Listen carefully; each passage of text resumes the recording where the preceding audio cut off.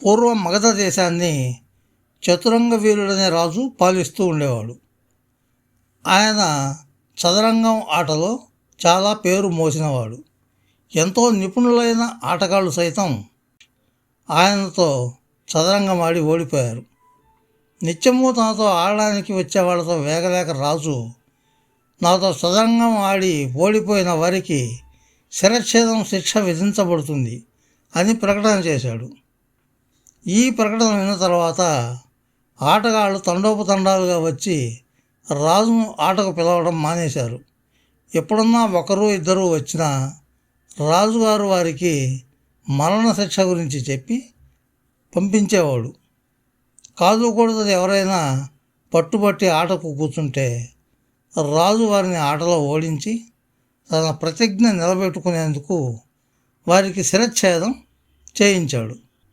ఈ విధంగా ఒకరిద్దరి తలలు తెగిపోయాక రాజుగారిని చదరంగం ఆటకు కూర్చోమన్న వారే లేకుండా పోయారు. మంచి ఆటగాళ్ళు ఎవరూ రాని కారణం చేత రాజుకు కూడా చదరంగంతో రుణం తీరినట్టయిపోయింది. ఆ కాలంలోనే కావేరీ తీరాన ఒక గొప్ప శాస్త్రజ్ఞుడు ఉండేవాడు. ఆయనకు చదరంగం ఆటలో మంచి నైపుణ్యం ఉంది. ఎవరైనా చదరంగం ఆడుతుంటే ఆయన ఆట మధ్యలో ఇన్ని ఎత్తులలో నల్లరాజును కట్టించవచ్చు అని చెప్పేవాడు. అవకాశం ఇస్తే ఆట కట్టించి చూపేవాడు కూడా. ఈ బ్రాహ్మడికి మగధ దేశపు రాజు వృత్తాంతం తెలిసింది. ఆయనకు రాజు మీద ఆగ్రహం కలిగింది. ఆ రాజుకు తాను గెలుస్తానని అంత గర్వం దేనికి? చదరంగం ఆట యొక్క రక్తి ఆడటంలో ఉంది కానీ గెలవడంలోనూ ఓడటంలోనూ లేదు. చదరంగం ఆట అన్న తర్వాత ఒక గెలిచేవాడు ఉంటాడు, ఒక ఓడేవాడు ఉంటాడు. ఓడినంత మాత్రాన ఈ రాజు శిరచ్ఛేదం చేయిస్తాడా? ఆయన ఎటువంటి ఆటగాడు? మగధరాజుకు ఎట్లాగైనా బుద్ధి చెప్పాలని ఈ బ్రాహ్మడికి అనిపించింది.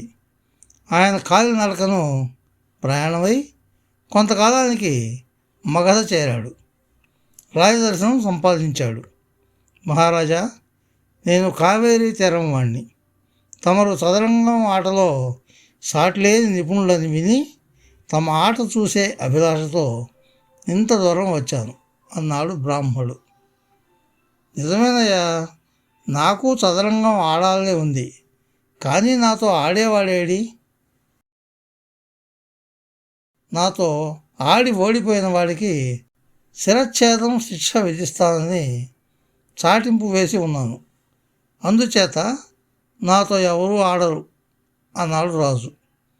బ్రాహ్మడు కొంచెం ఆలోచించి, అలా అయితే నేనే తమతో ఆడుతాను అన్నాడు. పిచ్చి బ్రాహ్మడ, నిష్కారణంగా తలపోతుంది. ఓడితే శిరచ్ఛేదానికి సిద్ధమేనా అని అడిగాడు రాజు. ఈ ప్రశ్నకు సమాధానం చెప్పే ముందు నాకు గల చిన్న సందేహం ఒకటి తమరు తీర్చాలి అన్నాడు బ్రాహ్మడు. ఏమిటి నీ సందేహం అన్నాడు రాజు. నేను ఆటలో ఓడితే నా తల తీసేస్తారు, కానీ దారి తప్పి నేను ఆటలో గెలిస్తే తమరు నాకేమిస్తారు అన్నాడు బ్రాహ్మడు. నన్ను చదరంగంలో గెలిచిన వాడు ఏదైనా ఇస్తాను, ఏం కావాలి అన్నాడు రాజు.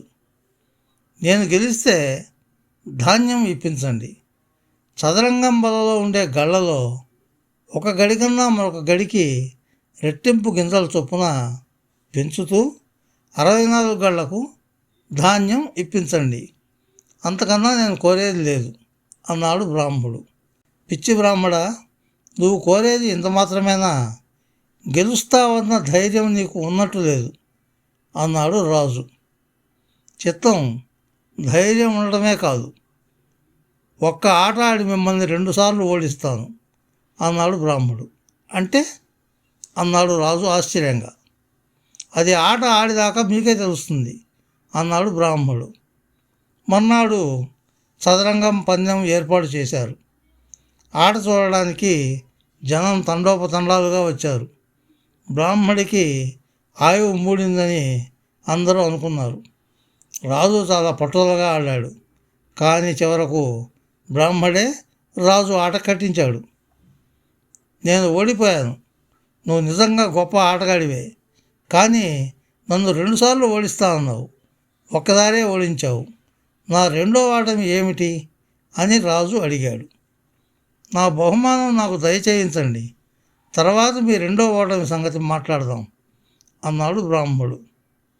రాజు ధాన్యం బస్తాలు తెమ్మనమని బుట్టలకు ఆజ్ఞాపించాడు. నాకు ఎంత ధాన్యం ఇవ్వవలసి వస్తుందో ముందు అంచనా వేయండి. ఆ అంచనా ప్రకారం బస్తాలు తెప్పించవచ్చు అన్నాడు బ్రాహ్మడు. రాజు గణిత ప్రవీణులను పిలిపించాడు.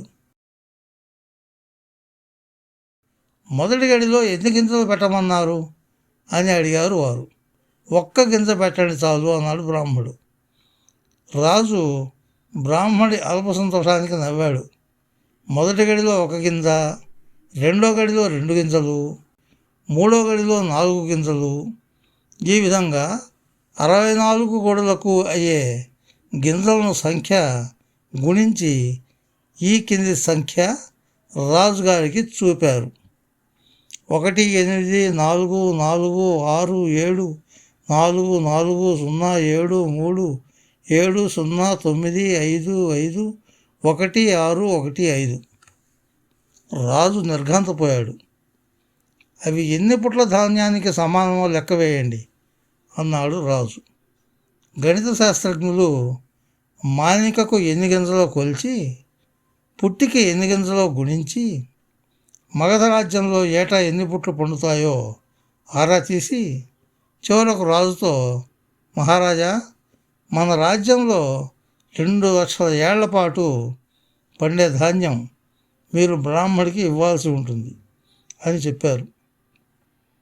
రాజు ఆశ్చర్యానికి మేరలేదు. ఔరా పిడుగా, ఇదేనా నా రెండో ఓటమి అన్నాడు రాజు. చిత్తం మహారాజా, నేను కోరినది చాలా తక్కువ అనుకున్నారు. మీరు గెలిచి ఉంటే నేను సులువుగా నా తల ఇచ్చి ఉండును. నేను గెలిచాను, కానీ నేను అడిగినది తమరు ఎలాగూ ఇవ్వలేరు అన్నాడు బ్రాహ్మణుడు నవ్వుతూ. ఆటలో గెలిచావు కనుక సరిపోయింది. ఓడిపోతే ఏమై ఉండును? ఇంత సాహసం ఎందుకు చేశావు అన్నాడు రాజు. నేను కోరిన ప్రకారం గింజలు ఇవ్వడానికి ఎప్పుడైతే మీరు సమ్మతించారో అప్పుడే మీకు గణిత జ్ఞానం లేదని తెలుసుకున్నాను. మీరు ఓడిపోతారని రూఢి చేసుకుని పందానికి సమ్మతించాను. నాపాటి గణిత జ్ఞానం మీకుంటే నేను మీతో చదరంగం ఆడను అన్నాడు బ్రాహ్మడు. రాజు బ్రాహ్మడి జ్ఞానానికి చాలా సంతోషించి ఆయనకు బోల్డంత ధనం ఇచ్చి పంపేశాడు. అది మొదలు ఆడటానికి వచ్చిన వారందరితోనూ చదరంగం ఆడసాగాడు.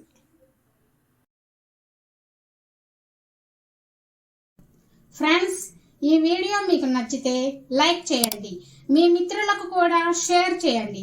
మా ఛానల్కి మొదటిసారి వచ్చినట్లయితే సబ్స్క్రైబ్ చేసి పక్కనున్న బెల్ ఐకాన్ని యాక్టివేట్ చేయండి. మా ఛానల్లో అప్లోడ్ చేసే ప్రతి వీడియో మీకు నోటిఫికేషన్ రూపంలో వస్తుంది. Thank you friends. Thank you very much for watching this video. Bye bye.